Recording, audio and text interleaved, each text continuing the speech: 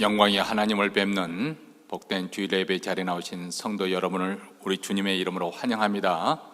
오늘 또 하나님께서 여러분에게 이 예배를 통해서 신령한 복을 내려주시며 또 여러분의 영적인 필요를 공급해 주실 줄로 믿습니다. 이제 사도신경으로 우리의 신앙을 고백하심으로 8월 11일 주일 예배 하나님 앞에 드리겠습니다.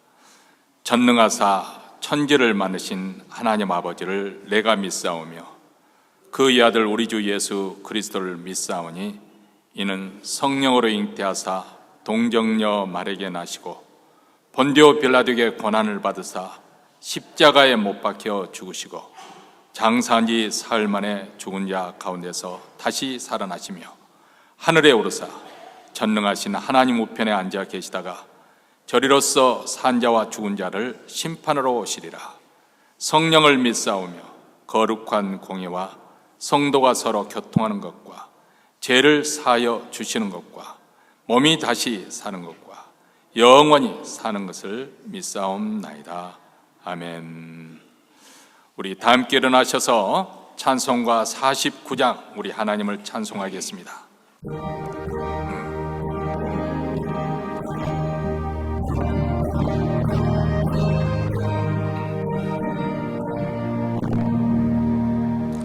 참 즐거운 노래를 늘 높이 불러서 이 세상 사는 동안 주 찬양하네.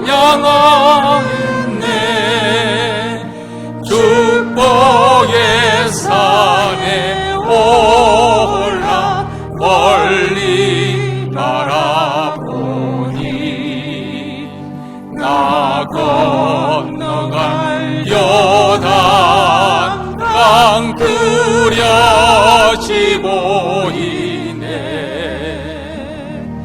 참 아름다운 노래 늘 높이 부르세. 하늘의 소망 주신 주 찬양하여라. 참 아름다운 노래 다 함께 부르세. 하늘의 기쁨 주신 주 찬양하여라. 참 즐거운 노래를 늘 높이 불러서 내 영혼 구원하신 주 찬양하겠네. 땅 위의 성도들이 부르는 노래에 저 하늘의 전사를 다 알아봐겠네. 참 아름다운 노래 늘 높이 부르세. 하늘의 소망 주신 주 찬양하여라. 참 아름다운 노래 다 함께 부르세. 하늘의 기쁨 주신 주 찬양하여라. 참 즐거운 노래를 늘 높이 불러서 만왕의 왕 되신 주 나 찬양하겠네. 거룩한 하늘 노래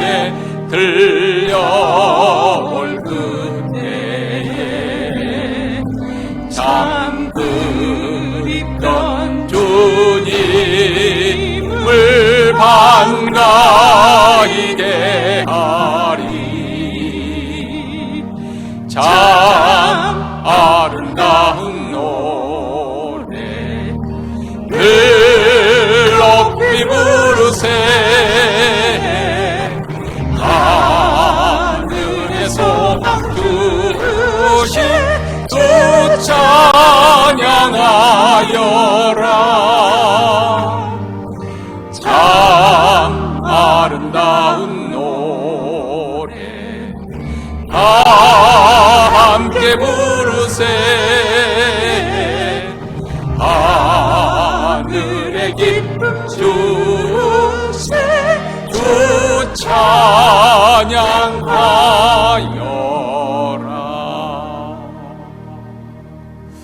이 시간 우리 다 함께 마음을 모아서 하나님 앞에 기도할 때 먼저 오늘 우리가 드리는 이 예배 가운데 하나님의 영광이 나타나 그 영광의 빛에 압도되고 그 거룩에 사로잡히는 축복된 주일 예배가 되기를 원합니다. 우리 교회뿐만 아니라 몬트레는 모든 교회들, 특히 한인교회, 주님의 임재가 생생하게 느껴지게 하시고 주님을 경험하고 주님을 만난 흔적을 안고 돌아갈 수 있도록 주여 주의 영광을 나타내 주시옵소서. 두 번째로는 계속해서 우리가 참회의 기도를 드리겠습니다. 우리 마음을 겸손히 하며 우리의 알고 모르고 다 숨은 죄들, 은밀한 가운데 지은 모든 죄를 다 고백하십시다. 우리의 인생의 누추함과 어리석음과 거짓됨과 부태함과 비천함과 비루함을 주님 앞에 고하면서 특별히 우리 믿는 자로서 하나님을 온전하게 믿지 못하는 불신앙과 불순종의 죄를 용서해 주시고 다시금 이 교회를 새롭게 하시고 다시금 우리 영을 새롭게 충만케 하시는 거룩하신 하나님의 그 아들 예수 그리스도의 피를 힘입는 그런 사죄의 은총이 베풀어질 수 있도록 우리 죄를 참여하며 기도하겠습니다. 세 번째로는 우리 자신과 우리 가정의 기도 제목, 2024년 우리 가정의 기도 제목 아름답게 결실을 맺을 수 있도록 자녀를 위해서든지 또 우리 직장과 사업들을 위해서 기도하십시다. 또 우리 자신뿐만 아니라 우리 교우들 가운데 특별히 병석에 계신 분들, 바깥 출입에 오는 권사님들, 그리고 가정적으로 여러 가지 인생의 시련을 만난 분들 우리 하나님 도우시고 믿음의 선한 싸움을 통해서 잘 극복되고 우리 하나님의 도우심에 형통하고 치유와 회복이 일어날 수 있도록 이러한 기도 제목을 가지고 이 시간 다 함께 통성으로 기도하겠습니다. 자비로우시고 은혜로우신 하나님 아버지, 오늘도 이렇게 복된 주일을 만나서 예수 그리스도의 피를 힘입어 은혜의 보좌 앞에 나오게 하시니 감사합니다.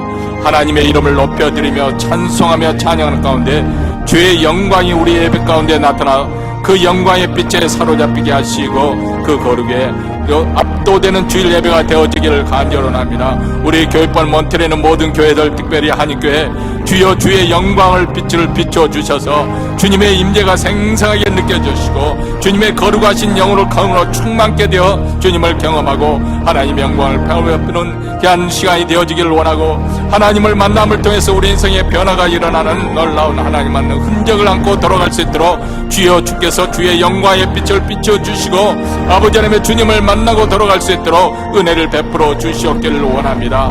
하나님 그 영광의 빛에 비춤을 벗고 우리 인생이 얼마나 누추하고 어리석고 아버지 무능하고 부패하였는지 하나님 우리의 죄를 다 우리 자신을 돌아보면서 회개하며 참여합니다. 주님 주께서 우리의 거짓됨과 우리의 거짓됨과 음란한 것과 아버지의 방탕함과 탐욕과 탐식과 아버지 하나님의 주님 앞에 아버지를 우리 온전하게 믿지 못하는 불신앙의 죄를 용서하여 주시옵시고 우리 하나님 아버지 하나님의 앞에 말씀대로 순종하지만 불순종의 죄를 주여 불쌍히 여겨주시고 우리의 마음을 긍휼히 여겨주시고 우리 마음이 아버지 겸손하게 물같이 녹아져서 하나님 앞에 재단을 붓고 예수 그리스도의 피로 힘입어 아버지 하나님의 주님 앞에 깨끗함을 받는 사죄의 은총을 얻는 귀한 축복의 자리가 되기를 원하오니 성령님 이 시간에 아버지 우리의 마음을 감사하게 하시고 우리의 자신을 성찰하게 하시고 돌아보게 하시며 하나님의 은혜를 전심으로 바라고 구할 수 있는 은혜의 자리가 되게 하여 주시옵기를 원합니다. 자비로 들으시고 은혜로우신 하나님 아버지,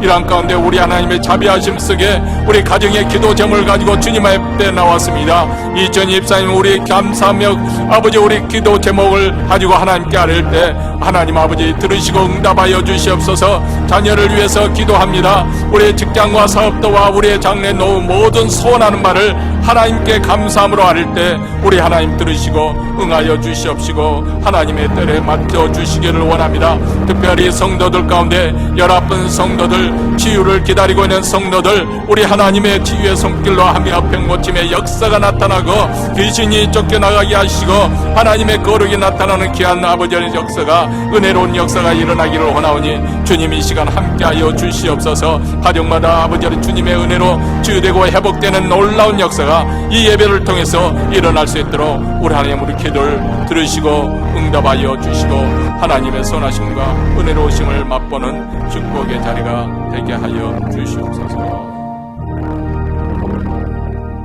하늘에 계신 우리 아버지여, 이름이 거룩히 여김을 받으시오며 나라의 임하옵시며 뜻이 하늘에서 이룬 것 같이 땅에서도 이루어지이다. 오늘날 우리에게 일용할 양식을 주옵시고 우리가 우리에게 죄진 자를 사하여 준 것 같이 우리 죄를 사하여 주옵시고 우리를 시험에 들게 하지 마옵시고 다만 악에서 구하옵소서. 대개 나라와 권세와 영광이 아버지께 영원히 싸움나이다. 아멘. 이제 오늘 주신 하나님의 말씀 요한계시록 2장 12절부터 17절 말씀입니다. 우리 다 같이 한 목소리 읽습니다. 버가모 교회의 사자에게 편지하기를 좌우에 날선 검을 가진 이가 가라사대 내가 어디 사는 것을 내가 아노니 거기는 사단의 위가 있는 데라. 내가 내 이름을 굳게 잡아서 내 충성된 증인 안디바가 저희 가운데 곧 사단에 거하는 곳에서 죽음을 당할 때에도 나를 믿는 스피그듬을 저버리지 아니하였도다. 그러나 내게 두 가지 책망할 것이 나니 거기 내게 발람의 교훈을 지키는 자들이 있도다. 발람이 발락을 가르쳐 이스라엘 앞에 올무를 놓아 우상의 제물을 먹게 하였고 또 행음하게 하였느니라. 이와 같이 내게도 니골라 당의 교훈을 지키는 자들이 있도다. 그러므로 회개하라. 그리하지 아니하면 내가 내게 속히 임하여 내 입의 검으로 그들과 싸우리라. 귀 있는 자는 성령이 교회들에게 하시는 말씀을 들을지어다. 이기는 그에게는 내가 감추었던 만나를 주고 또 흰돌을 줄 터인데 그 돌 위에 새 이름을 기록한 것이 있나니 받는 자 밖에는 그 이름을 알 사람이 없느니라. 아멘. 우리 기독교 세계에서 세속화라는 그런 용어가 있는데요, 이 세속화는 본래 서구 유럽 사회에서는 탈기독교화를 의미하는 것이 용어입니다. 사람들이 더 이상 교회에 출석하지 않고 기독교 신앙을 갖지 않는 현상을 가리켜서 세속화되었다, 그런 의미를 쓰고 있는데, 현재 기독교에서는 조금 다른 그런 연속성이 있지만 좀 다른 좀 뉘앙스를 가진 그런 내용을 품은 용어로 사용되고 있습니다. 그래서 한마디로 교회가 세상을 닮아가는 현상을 가리켜서 말씀하고 있는 거죠. 소금이 그 맛을 잃어가는 과정, 이것을 소위 말하자면 세속화, 기독교의 세속화다, 그렇게 부르는 것이죠. 마태복음 5장 13절에 주님께서 말씀하신 것처럼 너희는 세상에 소금이니 소금이 만약 그 맛을 잃으면 무엇으로 짜게 하리요? 후에는 아무 쓸데없어 밖에 버려져 사람에게 밟힐 뿐이니라, 이렇게 말씀합니다. 우리 주님의 가르침 속에는 교회가 무엇이니, 교회의 정체성에 대해서, 그리스도인 누구시니 그리스도의 정체성에서 분명하게 말씀해주고 있지만은, 불행히도 지금 현재 우리가 목격하고 있는 교회의 형태, 또 그런 모습들은 물질 만능주의와 또 외형 성장주의, 이기주의와 교권주의, 이런 모든 것으로 인해서 현대교회는 깊게 병들어 알아눕는 그런 상황에 이르렀습니다. 본래는 교회가 세상에 돌아가는 것을 모습으로 걱정하고 염려를 해야 되는데, 지금은 오히려 거꾸로 되어서 세상 사람들이 교회가 저래서야 되겠는가? 교회가 오히려 교회를 염려하는 그런 상황이 되어버리고 말았습니다. 우리 그리스도인의 삶들도 마찬가지입니다. 세상 사람들이 추구하는 거, 우리 교인들도, 교회에 다니는 사람들도 마찬가지로 예를 들어서 돈이나 권력이나 재미나 쾌락이나 이런 것들을 은밀하게 아니면 또는 노골적으로 추구해 왔습니다. 그러니까 입술로는 신앙 고백을 하고 있지만 행위로는 오히려 신앙을 부정해버리는 소위 실천론적인 무신론자, 그런 모습으로 살아가는 거죠. 이론적인 무신론자라는 공산주의, 공산당들이 하나님이 없다 이론적으로 그렇게 믿고 그들은 신조로 삼아서 하지만은 교회 안에도 예수를 믿는다고 하지만은 행동으로 전혀 하나님이 살아계시지 않는 것처럼, 예수를 믿지 않는 것처럼 그렇게 하나님을 믿는 신앙을 부정해버리는 실천론적인 무신론자가로 살고 있는 것이죠. 그래서 모습은 마치 구약 성경에 나와 있는 것처럼 여호와 하나님께 여전히 제사를 지내고 있지만 점점 바알 신앙에 빠져들고 있는 구약 시대 이스라엘 백성들과 너무 흡사한 모습이라는 것이죠. 만약 이런 현대교회에 2000년 전에 예수님께서 유대사회, 유대 사람들에게 찾아오신 것처럼 오늘 이 시대 현대교회에 다시 방문하신다면, 찾아오신다면 과연 그때와는 달리 다른 모습으로 우리가 그분을 환영할 수 있을까? 그분을 주라고 믿고 영접하고 그분의 말씀에 순종할 수 있을까? 그런 생각을 해보게 됩니다. 도스토옙스키 작가가, 러시아 작가가 쓴 까라마조프가의 행제들이라는 소설책에 있습니다. 여기에 보면 그 긴 장편 소설인데 그 가운데 대신문관 이야기가 나옵니다. 제가 이분 책을 참 좋아해서 까라마조프가의 행제들을 두서너 번 읽었습니다. 그런데 이 부분에 오면은 말 그대로 그냥 읽을 수가 없는 거예요. 너무 길게 막 서술이 되어 있고, 그래서 그 따라가다가 지루한 나머지 그냥 대충 넘어가는, 나중에 이제 그 글에 대해서 리뷰한 사람들 글을 읽어보니까 중요한 부분인 거예요. 아주 기독교 사상이 녹여 있고 세상 사람들, 그 무신론적인 그런 사상 가진 사람과 첨예하게 그 사상이 녹여 있는 부분이 이 대신문관의 이야기가 나옵니다. 자, 이 장면은 16세기 스페인의 세비야르라는 마을을 배경으로 나옵니다. 당시 스페인은 해외 무역 그것으로 인해서 아주 부유한 국가였고, 또 국내적으로는 그 종교 재판으로 해서 많은 사람들, 마녀 사랑으로 해서 많은 사람을 학살하고 죽였던 그런 상황이었습니다. 카톨릭 추기경이 대신문관이 되어서 유대인들을 포함한 무수한 사람들을 마녀와 이단으로 몰아 죽였습니다. 자, 이 대신문관 이야기는 바로 그런 시대를 배경으로 한 소설 중에 나오는 내용입니다. 수백 명의 사람들이 종교 재판 끝에 화형에 처해지는 그런 여름밤 한판의 그런 여름의 광란의 여름이 지나고 난 다음에 예수님께서 그 말에 출현하신 거예요. 1500년 만에. 사람들은 예수님을 금방 알아보았습니다. 그런데 대신문관이었던 추기경은 전격적으로 예수님을 체포해서 가장 깊은 그 감옥소에 가두고 말았습니다. 그래, 그날 밤에 대신문관이 아무도 모르게 예수를 방문하죠. 찾아와서 마치 이교도를 신문했던 것처럼 그렇게 예수님을 신문합니다. 당신은 어째서 우리를 방해하러 온 거예요? 이것이 대신문관이 된 첫째 말입니다. 환영하지 않는 거죠. 지금 우리가 이렇게 교회 체제에서 나름대로 질서를 가지고 잘 교회를 운영해 가고 있는데 왜 새삼스럽게 당신이 와서 이 기득권에 가지고 있는 모든 것을 뒤엎으려고 하는 거예요? 이런 그 지루할 만큼 글의 신문 내용을 제가 몇 번 읽다가 지루해서 읽지를 못했거든요. 근데 그 내용의 그 핵심은 무엇이냐면, 한마디로 말해서 예수님의 산상수훈을 가르친 그 복음만으로서는 교회가 유지할 수가 없다는 거예요.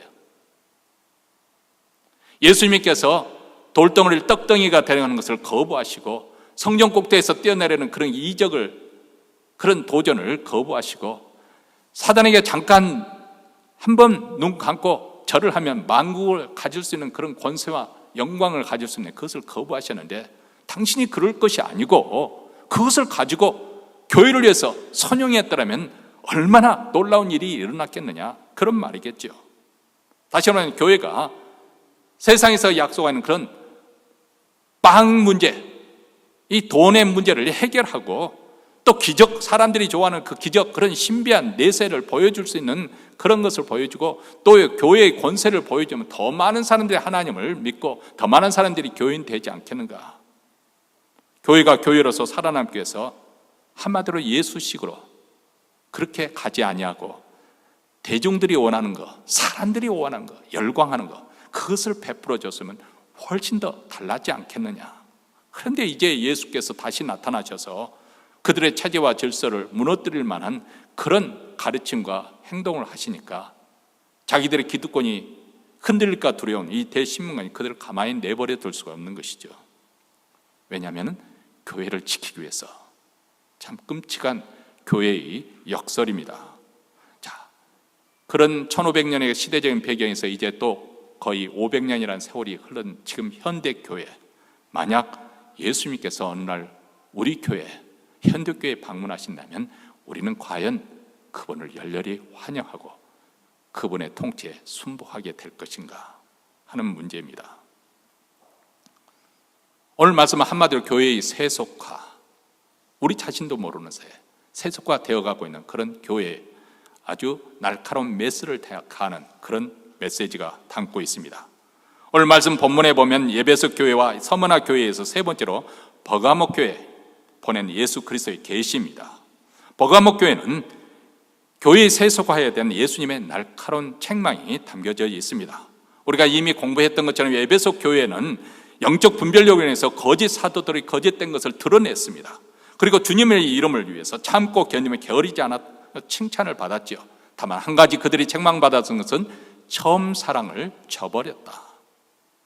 그래서 어디서 떨어진 것을 생각하고 회개하여 처음 행위를 가지라고 명령을 받았습니다.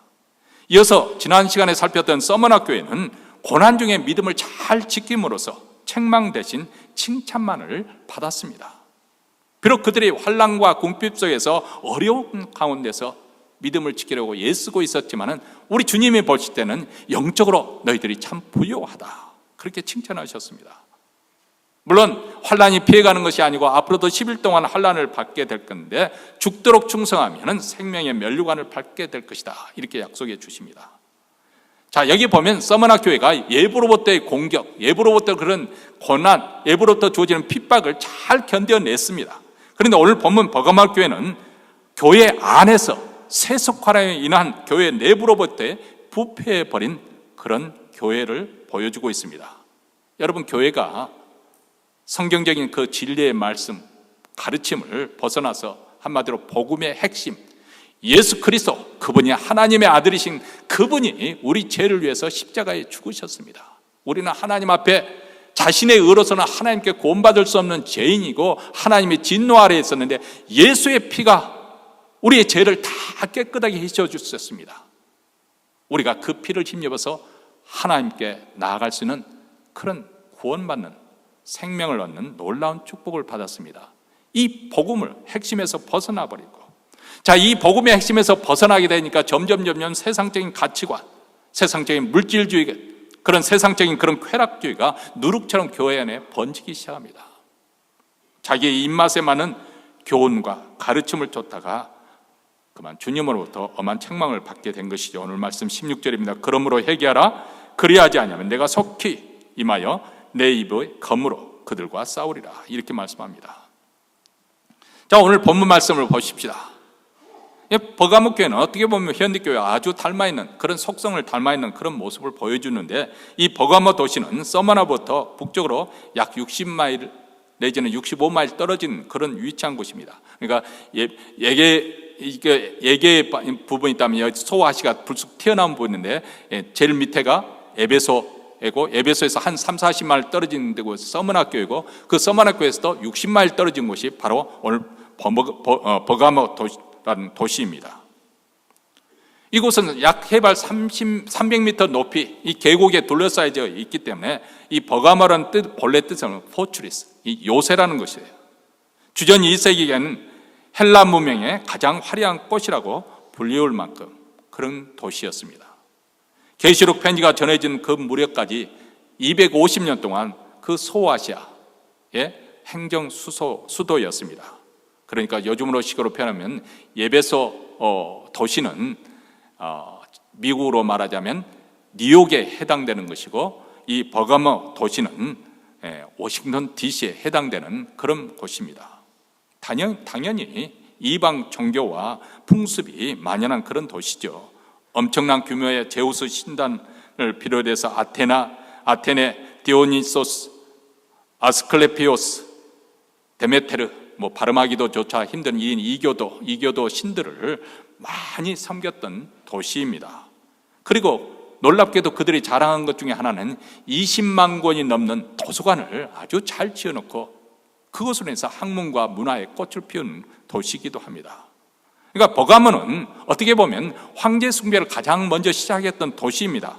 아우구스토부터 시작해서 그 황제 새 신전을 지어서 바치고 그 신전지기로서, 문전지기처럼 신전지기로서 그렇게 충성을 다했습니다. 그러니까 그것은 당연히 황제 숭배 사상이 아주 강렬했고 또 우상성이 강렬했던 그런 도시입니다. 그렇기 때문에 주님께서 뭐라고 말씀하면 그곳은 사단의 위가 있는 데라고 그렇게 표현을 오늘 본문에서 말씀하고 있습니다. 즉 사단의 권자가 있는 것, 사단의 센터, 본부가 있는 곳이라는 거예요. 그만큼 우상 숭배가 가득했던 버가모에서 여러분 그런 곳에서 신앙생활을 하기가 얼마나 어려울 건지 우리가 금방 생각이 되어지지 않습니까? 그래서 우리 주님이 13절에 내가 어디에 사는 것을 내가 아노니 이렇게 말씀을 합니다. 그들의 믿음을 지키기에 참 힘든 곳에 산다는 것을 아신다고, 그리고 그런 속에서도 내가 충성된 증인으로 살고 있다는 것을 칭찬하고 있죠. 그들이 그렇게 충성된 증인으로 살고 있다는 것을 어떻게 알 수 있는 것인가?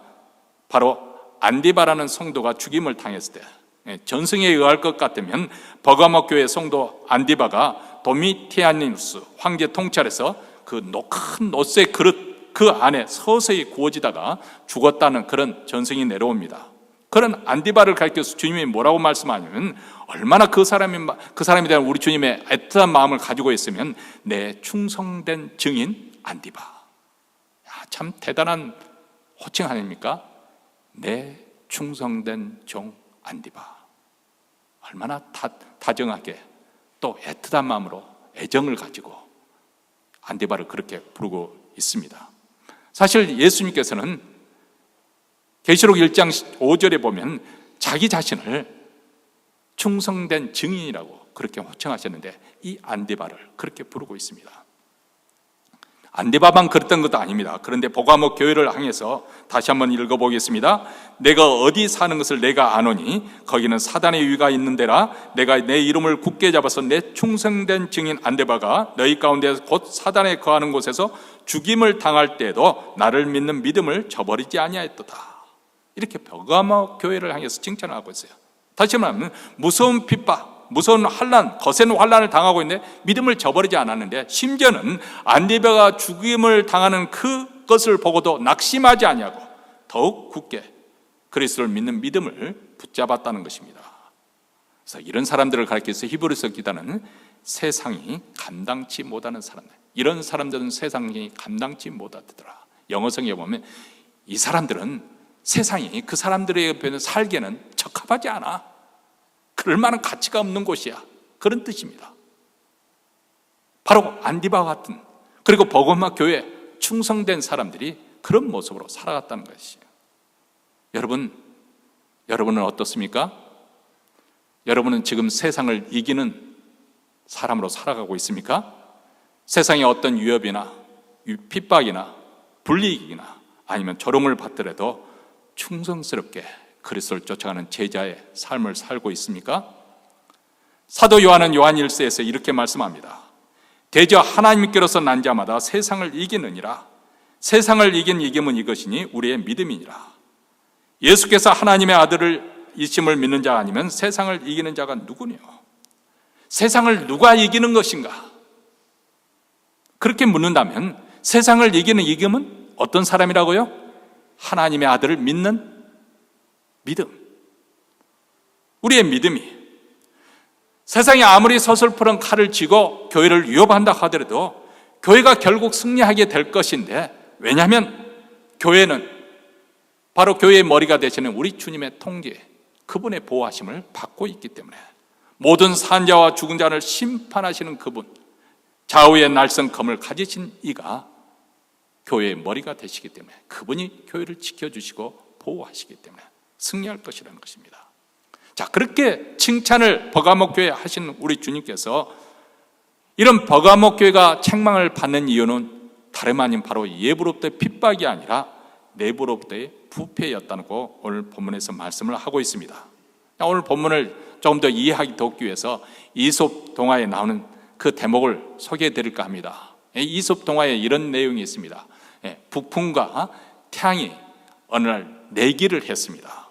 저 두툼한 예투를 입고 길을 가고 있는 나그네의 예투를 누가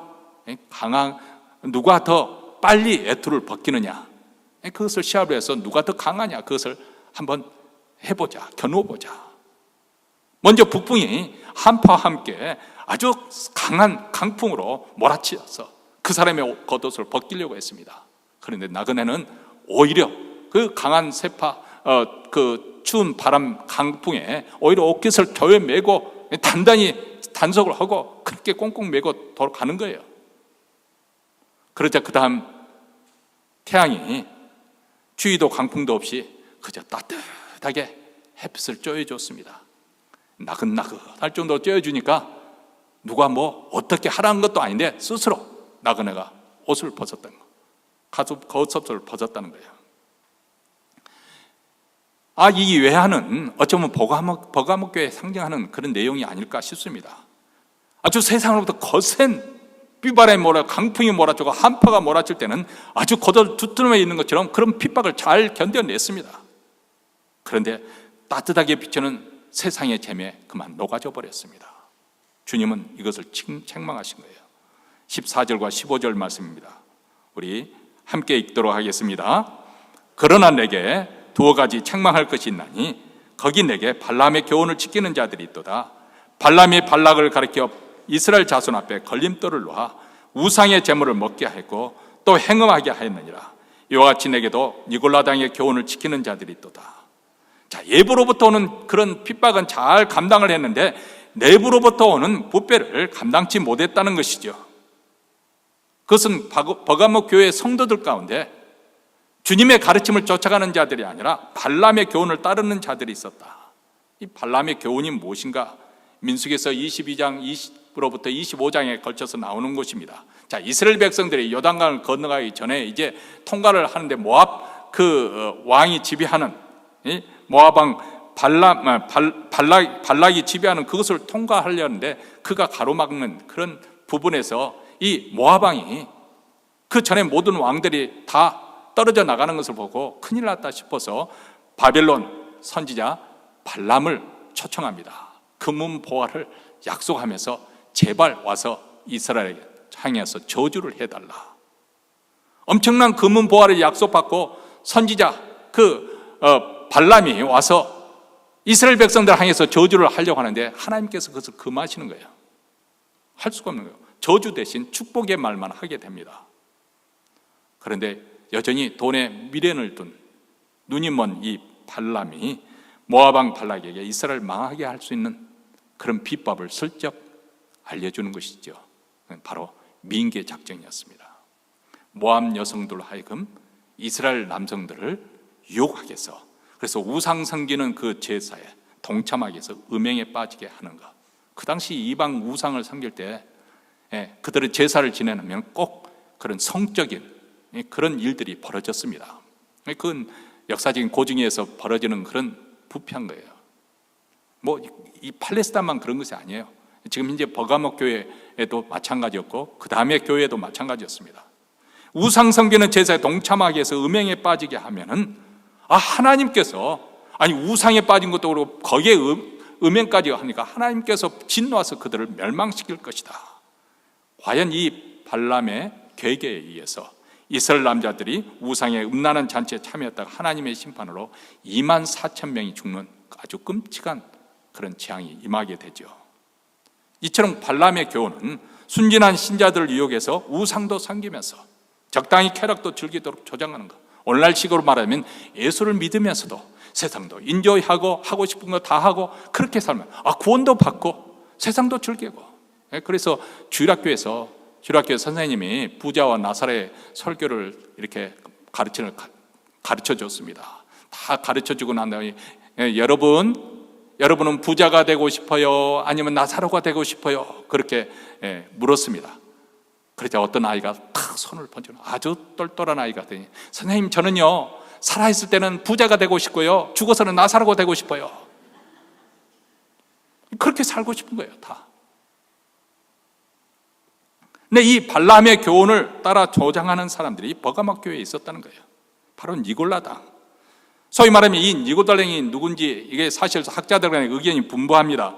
사도행전에 보면 7 집사를 예루살렘 교회가 선출을 하는데 그 중에 한 집사가 니골라라는 이름이 등장하는데 그 사람이 그렇게 잘못된 길로 빠져서 그런 것인지 아니면 또 다른 그런 사람인지 모르지만 한 가지 분명한 것은 이 영주주의, 즉 헬라 철학의 그런 바탕으로 된 그런 이단 사상을 가졌던 그런 무리들이었던 것 같습니다. 그래서 무엇이냐면 바로 우상숭배와 이런 음행을 합리화시키는 거예요. 이론적으로 그들이 주장하기를, 야, 예수를 믿어서 구원 받았으니까 그 영혼인 어쨌든 간에 구원 받았으니까 육체로 뭔 죄를 짓는다고 하더라도 이 영혼은 구원 받을 거 아닌가? 괜찮다.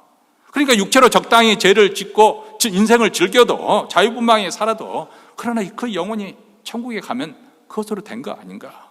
소위 말하는 물법 무용론자, 율법 폐기론자다, 그런 주장을 했습니다. 보통 우리는 율법 그러면 은혜의 대척점에 있기 때문에 항상 부정적인 쪽으로 이렇게 말하지만은 율법은 하나님의 거룩한 계명이에요. 말씀이에요. 그 계명에는 하나님의 거룩한 성품이 나타나져 있는 거예요. 십계명이 가장 율법의 대표적인 것이긴 하지만 그 십계명의 내용은 하나님의 거룩한 성품을 보여주는 거예요. 그렇기 때문에 계명은, 이 율법은 결코 피하지 않습니다. 우리가 정죄하는 것은 율법주의자, 율법을 지킴으로써 자기 의를 가지고 하나님 앞에 나아가고자 하는 이 율법주의자, 이 교만을 우리가 정죄하는 것이지 율법 자체가 문제가 되는 거 아니에요. 자, 이런 우리가 조심해야 될 것은 이런 율법주의자에 빠지는 것도 함정에 빠지는 것. 마치 내가 신앙생활을 잘함으로써 하나님께 칭찬받고 또 복도 받고 그리고 천국에 가는 것처럼 그렇게 하는 율법주의자도, 이 행위론적인 율법주의에 빠지는 것도 우리가 조심해야 되지만 또 다른 극단에 치어서 물법 없이 율법 폐기하고 율법 이제는 영혼 구원 받았으니까 예수 믿었으니까 어쨌든 구원은 받았으니까 천국에 간다, 이런 사상도 또 다른 극단에서 위험한 것입니다. 우리가 율법으로 구원받는 것은 아니지만은 율법 없이 사는 자들이 아닙니다. 규모 없이 마구자비로 사는 사람들이 아닙니다. 오히려 우리가 하나님을 사랑하기 때문에 거룩한 하나님의 계명에 자발적으로 기쁨으로 그 계명을 지키고자 하는 사람들이 그리스도인들입니다. 세상 사람들은 눈에 보이는 것, 법에 저촉돼서 감옥에 가면 죄를 지었구나, 죄인이구나 이렇게 판정을 하지만 우리는 더 큰 하나님의 계명에 따라 우리 내면 세계까지 하나님 앞에 우리 자신을 드러내고 우리 자신을 성찰하면서 그 거룩한 계명에 따라 거룩하게 살려고 하는 것이 우리 그리스도인 아니겠습니까? 하나님이 거룩하시니까 우리 예수 믿는 사람들도 세상 사람들과 구별되게 살고 하는 것, 그것이죠. 사도 바울이 그래서 이렇게 우리에게 말씀하고 있습니다. 고린도전서 15장 33절, 속지 말라, 악한 동무들은 선한 행실을 더럽히나니. 바로 니골라당이 그런 발람의 교훈을 추종할 수 있도록 이론적인 토대를 마련해서 그들로 하여금 세상에서 세상 사람들 사는 것처럼 우리도 인생을 즐기면서 살아야지. 오늘날에도 이런 부류들이 참 많습니다. 예수를 믿는다고 하지만 행위로 신앙을 부인하는 사람들입니다. 세상 재미와 쾌락, 그것에 즐기다가 넘어집니다. 걸려 넘어져도 그것이 죄인지도 모릅니다. 물질의 유혹이 오면 이리저리 다 하면서 다 어떻게든지 다 받아들이고 수용을 합니다. 오늘날 왜 교회에 핍박이 없다고 생각하십니까? 물론 지금 현재 세상에 보면은 오히려 핍박받고 있는 교회들이 참 많습니다.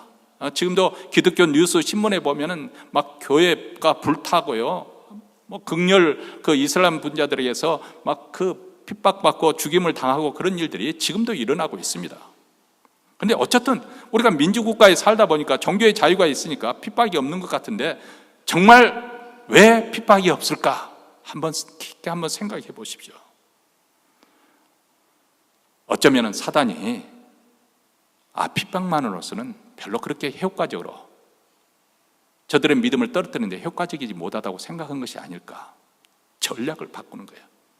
왜냐하면 핍박을 하면은 오히려 저들이 열심을 내기 때문에 깨어 일어나서 믿음으로 대항하기 때문에 이제는 전략을 바꿔서 슬쩍 저들을 방심하도록 나태하도록, 그러다가 슬쩍 걸림돌이 걸려 넘어지도록 그 위에 적당히 미끼를 두어서, 마치 그 붕어들을 미끼를 할 때 그냥 낚싯바늘만 들이놓지 않잖아요. 거기에 지렁이를 끼워서 넣으면은 지렁이가 그 낚싯바늘 탁 가려가지고 하면 그 붕어들이 돌아다니다 보면 이게 꿈틀꿈틀한 게 먹음직하거든요. 그러면 그것을 텁썩 무는 거예요. 처음에는 툭툭 거리다가 텁썩 물면 잡히는 거죠. 그런데 붕어 대가리는 IQ가 얼마 안 되기 때문에 하나, 둘, 셋 하면 또 잊어버려요. 그래서 다시 또 와서 또 물리고 또 물리고. 우리가 그렇게 살고 있습니다. 이스라엘 백성들을 보세요. 그들이 하나님 말씀에 순종할 때는 어떤 대적도 그들을 감당할 수가 없었어요. 아무리 강한 나라라 할지라도. 아무리 왕 시온과 바산왕 옥을 그들은 물리쳤습니다. 적군이 한 길로 쳐들어왔다가 7길로 도망칩니다. 왜요? 하나님이 함께 하시기 때문에. 그들이 언약에 충실하고 하나님의 계명에 충실하면 하나님께서 함께 하셔서 지켜주시는 것이죠. 그런데 모압 여성들이 파놓은 그 음행의 덫에 빠졌을 때 스스로 큰 재앙을 불러왔습니다. 한두 사람도 아니고 무려 24,000명이 되는 사람이 역병에 의해서 죽음을 당합니다. 그렇기 때문에 오늘 우리도 현대판 발람의 교훈, 니골라당의 교훈에 빠지지 않도록 항상 조심해야 됩니다. 뭐 이 정도는 괜찮겠지. 다른 사람들도 다 그렇게 하고 신앙생활 하던데 뭐 교회 다니는 사람들이 이 정도야 이번만 한번 그렇고 다음부터는 그렇게 하지 말지. 여러분, 이것이 다 사단의 전략입니다. 이런 식으로 사람들이 스스로를 아니면 다른 사람을 부추기는 거예요. 점점 신앙의 방어선이 무너져 가고 있는 거예요. 오늘날 물질 만능주의, 성공 제일주의, 무한 경쟁주의, 사람들이 생각할 때 돈을 많이 벌면 좋아, 많이 가질수록 좋은 거야. 물론 필요하고 또 준비를 해서 노후 준비도 해야 되고 다 좋은 것은 좋은 것이죠. 근데 그것에 마치 전부가 달려있는 것처럼, 우리의 행복과 안녕이 거기에 매달려 있는 것처럼, 성공하기만 모든 게 다 용서가 돼. 수단과 바르지 말고 성공해야 해. 이런 사고방식. 여러분, 저도 미국에 와서 이제 좀 사람이 됐습니다. 이런 말 하기 좀 부끄럽긴 하지만, 물론 한국에 살아도 계속 그렇게 하지는 않았겠지만, 제가 어느 정도까지 스포일이 됐냐면, 어머니가 밥상을 차려줘야 밥을 먹지, 어머니가 차려주면 저 그냥 하루 종일 굶어도 안 먹었습니다. 그만큼 스포일 됐어요. 그래도 미국에 와서 저도 노동일도 하면서 공부도 하고 이렇게 하다 보니까 생활력이 강해지고요. 지금도 목사 안 되면은 노동일 할 수 있습니다. 저 부끄럽게 생각하지 않습니다. 근데 한국 사회에 보면은 지금도 그렇잖아요. 공부만 하면 잘하면 다 용서해 주는 거예요. 예의도 없고 인사도 없고 우아래도 없고 그렇게 다 용서해 줘. 공부 잘하니까. 공부만 잘하면 다 용서를 해 주는 거예요. 한 사람의 인격자로서 교양을 갖춘 그런 사람으로 키우지 않는 거예요. 이상한 사람들이 국가 지도자라고들 나서고 그러잖아요. 이상하게 행동들을 하잖아요. 최고 학벌을 당해서도. 제가 들었던 이야기인데요. 또 어느 분 장로님도 그 확인을 해 주셨는데, 제가 정확하게 그 숫자는 기억이 나지 않지만, 코비드가 터지기 전에 서울대학교 생을 중심으로 해서 설문조사를 했다는 거예요. 정확한지 모르겠어요. 제가 직접 기사를 읽은 것이 아니기 때문에. 그래서 자기 부모님이 몇 세 때 세상을 떠나면 좋겠는가 했더니 65세 때 세상을 떠나면 좋겠다. 근데 코비드가 터지고 난 다음에 몇 살 때 부모님이 세상 떠나면 좋겠다? 60살 때. 부모님이 빨리 세상 떠나줘야 그 저산을 전려받고 자기 인생을 즐길 거 아니냐는 거예요. 아주 무서운 세상입니다. 이 가치관이, 정신이 완전히 썩어져 가고 있는 그런 세상에서 우리는 그런 자신도 그렇게 되어가는지 모르죠. 우리가 고등학교 때나 중학교 때 시험관실에서 그런 거 하지 않습니까? 그런 비유를 많이 들잖아요. 이런 비커라는 곳에 찬물을 담아둬가지고 거기에 개구리를 집어넣으면 개구리가 거기서 다 헤엄을 치잖아요. 근데 밑에서는 이제 점점 열을 가하면은 처음에는 미지근하면 기분이 좋아져. 뜨뜻할 때 개구리가 제일 좋거든요. 아주 유유작작하게 시험을 치다가 그만 삶아져 버린다. 처음부터 약간 뜨거우면 뜨거워하고 튀어나올 텐데 미지근한 곳에서 뜨뜻하게 되어지니까 너무 기분이 좋은 거예요. 그러다가 자기가 익는지도 모르는 거죠. 여러분, 이것이 세상 사람들만 그러는 것이 아니라 우리 자신들도, 교회도 마찬가지입니다. 소위 말하는 교회, 뭐 어떤 식으로든지 하여간 축복만 받으면, 모든 도로 가든 뭐 하든 간에 축복만 받으면 된다. 뭐 고난을 좋아하는 것은 아니지만은 또 좋아하지 않아서 피해갈 수 있는 것도 아니죠. 사람에게는 누구나 인생에 고난이 찾아올 수도 있는 것이기 때문에. 그러나 십자가의 그 복음을 가르치지 않냐고 축복받는 데 초점을 맞추고 사람들이 듣기 좋아하는 소리 하는 것, 이것이 바로 발람의 교훈이고 니골라당의 교훈입니다. 지금 우리 주님은 세상 사람들을 책망하고 계시는 거 아니에요. 오늘 본 말씀에는 교회를 향해서 책망을 하시는 거예요. 우리가 믿음으로 산다고 하지만 여전히 세상적인 가치관, 그 세상적인 문화에서 벗어나지 못하고 따라가고 있는 교회를 향해서 무섭게 책망을 하시는 거죠. 16절 말씀입니다. 우리 16절 같이 읽겠습니다. 그러므로 회개하라. 그리하지 않냐면 내가 내게 속히 가서 내 입에 먹음으로 그들과 싸우리라. 우리 주님께서 그 입에서 나오시는 좌우의 날성검으로 당장에 심판하시겠다. 그들은 회개하지 않는 성도, 이 회개하지 않는 성도를 말씀하고 있는 거죠. 우리 주님은 악의 세력과 싸우시는데 지금 여기에서 우리 주님께서 전쟁을 치르시는데 누구와 싸우시겠는가? 바로 회개하지 않는 성도들과 함께 싸우시기 때문에. 왜냐하면 자기 백성이기 때문에. 세상 사람들이야. 로마서 1장에 말한 것처럼 하나님께서 그들에게 준 가장 큰 형벌이 무엇입니까?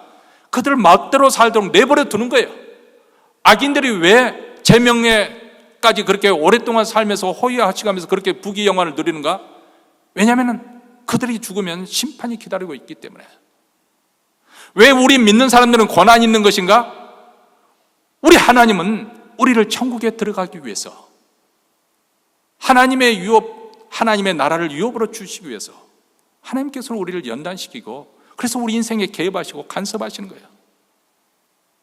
그런데 우리가 회개하지 않을 때 우리 주님께서 그 검으로 싸우시겠다는 거예요. 그 입에서 좌우의 날성검을 내시는 분과 싸우고 싶은 사람이 있습니까? 아무도 없습니다. 만약 우리가 주님과 싸우기 싫다면은 우리는 세상과 대적해서 싸워야 됩니다. 왜냐하면 세상과 벗이 되는 자는 결국 주님과 싸우게 될 것이기 때문에.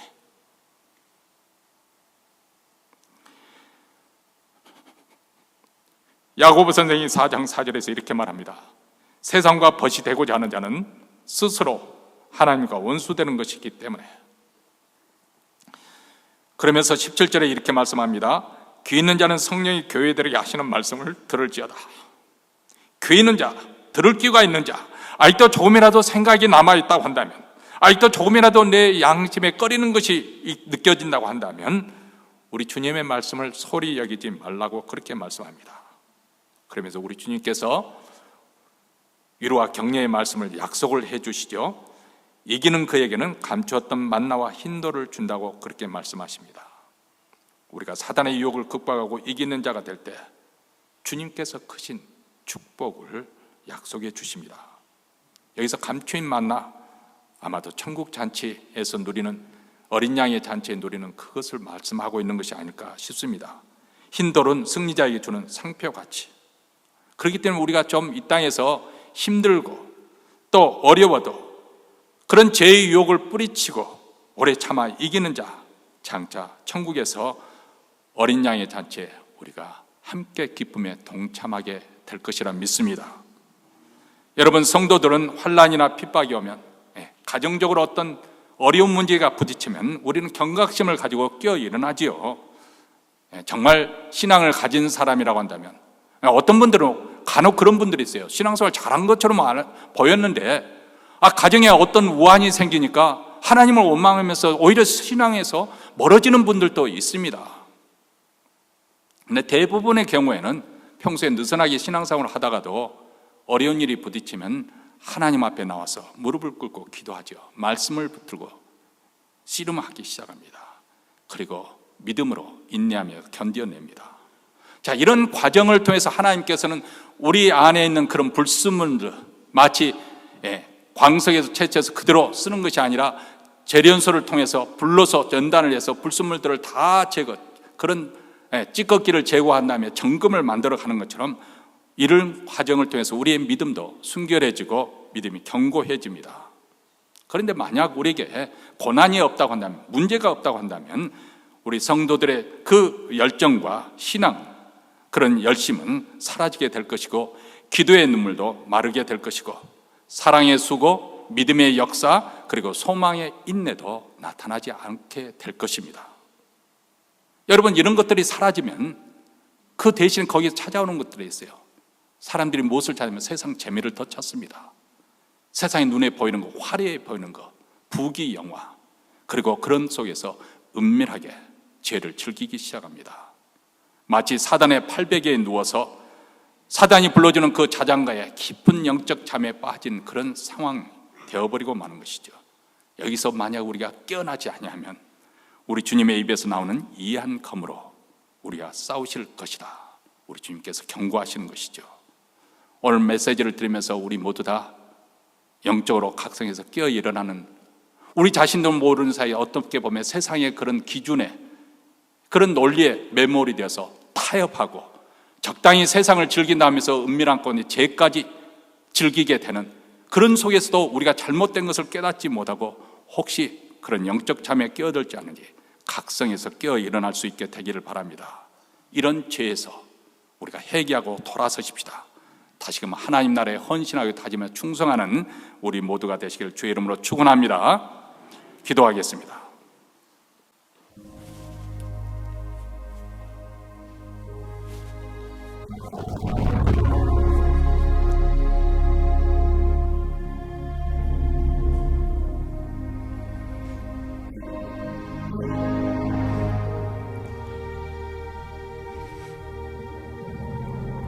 사랑하는 성도 여러분, 거룩하신 하나님 앞에 서게 되면 우리 인생이 얼마나 초라하고 누추하고 더럽고 비천하고 비루한지 모릅니다. 그것을 깨닫지 못하기 때문에 우리는 여전히 세상에 묻혀서 세상을 즐기면서 세상과 타협하며 살아가고 있는 것이겠죠. 이런 저희들을 불쌍히 여기시고 하나님께서 우리에게 때로는 고난을 통해서, 때로는 말씀을 통해서, 때로는 성령의 역사를 통해서 우리를 각성시키시고 회개케 하시고 우리로 하여금 영적인 잠에 빠지지 않도록 깨어나도록 각성시켜 주십니다. 오늘 주님의 음성을 우리 모두 다 들을 수 있게 되기를 바랍니다. 끝까지 그 나라에 들어가기까지 충성하며 주님 앞에 나아가는 우리 모두가 되시기를 바랍니다. 하나님 아버지, 참으로 감사합니다. 정말 어리석고 미련하고 감각이 없는 저희들을 오늘 또 말씀을 통해서 다시 한번 일깨워 주시고 우리가 어디에 놓여 있는지, 어떤 위치에 어떤 상황에 있는 것인지 알게 하시고 각성하서 깨어 일어나도록 또 우리에게 독촉하시니 주여, 이 시간 성령의 역사로 우리 마음이 부드러워지게 하여 주시고 열려지게 하여 주시고 주님의 부르심에 응할 수 있는 저희들이 될 수 있도록 주께서 도와주시기를 원합니다. 끝까지 그 영광의 그 나라에 들어가기까지 믿음을 놓치지 않고 충성할 수 있도록 우리를 선히 이끌어 주시옵소서. 이제 예배 순수에 따라서 정성껏 준비한 예물을 하나님 나라에 바쳐드립니다. 세상에는 돈 때문에 돈이 우상이 되어서 그것이 전부인 줄 알고 여기에 자신의 행복과 자신의 안녕이 깃들어 있는 줄 알고 붙들지만은 우리는 살아계신 하나님이 우리의 주가 되시고 우리를 다스리시고 우리를 보호하시고 우리의 필요를 공급해 주시는 주신 것을 믿음으로 고백하며 이 예물을 바칩니다. 주님, 이 예물이 쓰는 것보다 우리 주 예수 그리스도의 복음이 땅끝까지, 특별히 우리 북한 동포에까지 전파되게 하셔서 많은 영혼들이 사단의 굴레에서 헤어나게 하시고 복음으로 인해서 구원받는 역사가 일어나게 하여 주시옵소서. 예수 그리스도의 이름으로 기도합나이다. 아멘. 우리 다 함께 일어나셔서 찬송가 331장 기도하는 마음으로 부르시겠습니다.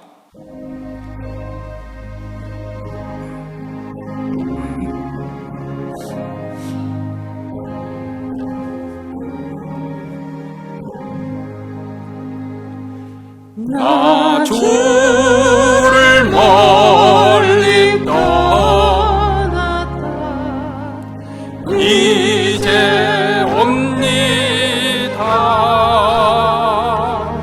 나 죄의 길에 시달려 주여 옵니다.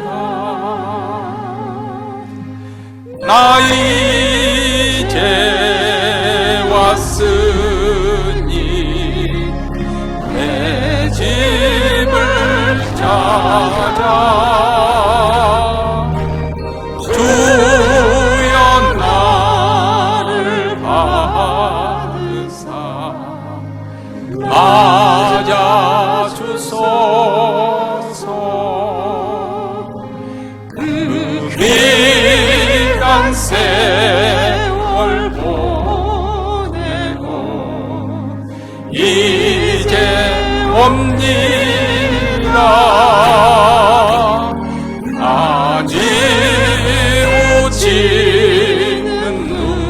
눈물로 주여 옵니다. 나 이제 왔으니 내 집을 찾아 주여 나를 받으사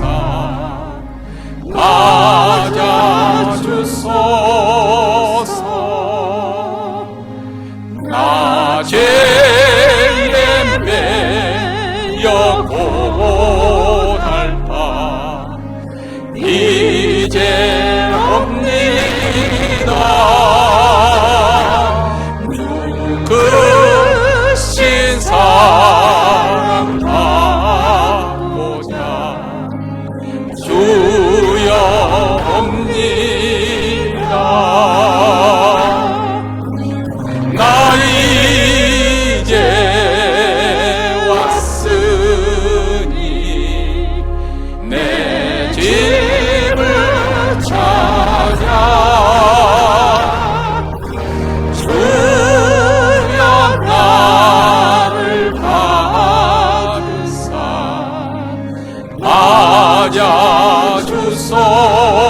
맞아주소서. 이 병든 마음을 고치려 이제 옵니다. 믿음과 소망 바라고 주여 옵니다. 나 이제 왔으니 내 집을 찾아 주여 나를 받으사 맞아주소서. 나 바랄 것이 무언가 우리 주 예수 날 위해 돌아가신 나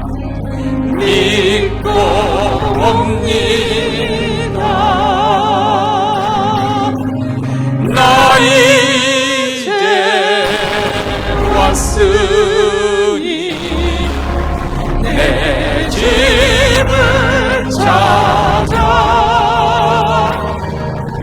주여 나를 받으사 맞아 주소서.